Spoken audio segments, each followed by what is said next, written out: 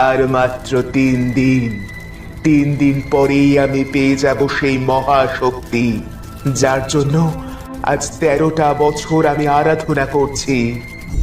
হঠাৎ দরজায় ঠকঠক আওয়াজ।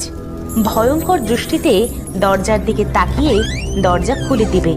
একটা কালো সাপ ভিতরে প্রবেশ করবে।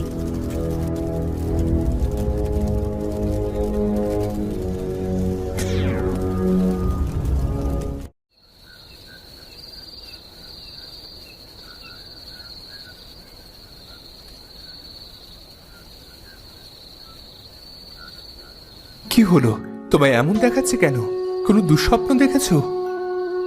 জি মহারাজ, সেই স্বপ্ন। আহা, তোমাকে কত করে বলেছি এসব নিয়ে ভেবো না। 13টা বছর পার হয়ে গেছে, এখন আর কিছুই হবে না। আমি তো ভাবি না মহারাজ, কিন্তু হঠাৎ ওই স্বপ্ন দেখলাম কেন? আমার খুব ভয় করছে।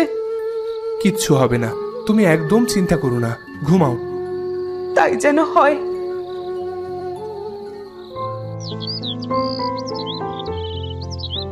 3 দিন পরে মহারাজ সিংহাসনে বসে আছেন। এমন সময় এক প্রহরী এসে, মহারাজ, একজন আপনার সাথে দেখা করতে চাইছেন। তুমি বলনি কি এখন আমার দেখা করার সময় না? এখন আমি দেখা করব না। মহারাজ বলছি, কিন্তু তিনি তো নাছর বান্দা, যাবেন না। তিনি কি কোনো মেয়ে? জি মহারাজ। আচ্ছা, পাঠিয়ে দাও।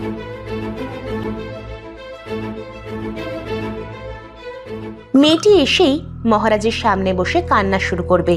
মেয়েটির মাজায় বেল্টের মতো একটা দড়ি বাঁধা। কি হলো? কে তুমি মেয়ে? আর কাঁদছো কেন? মহারাজ, আমার নাম মায়া। আমার কেউ নেই। আগে এক জায়গাতে কাজ করতাম, সেখানকার সবাই অন্য দেশে চলে গেছে। আমাকে দয়া করে রাজপ্রাসাদের কোনো একটা কাজ দিয়ে রাখুন। এভাবে কাজ দাও বললেই তো কাজ দেওয়া যায় না। আমাকে পরীক্ষামূলক ভাবে রাখুন। আমি সব কাজ পারি মহারাজ। আমার কাজ পছন্দ না হলে আপনি আমাকে বের করে দিয়েন। আচ্ছা, আজ থেকে তুমি রানীর সেবা করবে। প্রহরী, কে আছো? যাও, ওনাকে রানীর কাছে নিয়ে যাও আর বলো নতুন দাসী। আপনাকে অনেক অনেক ধন্যবাদ মহারাজ।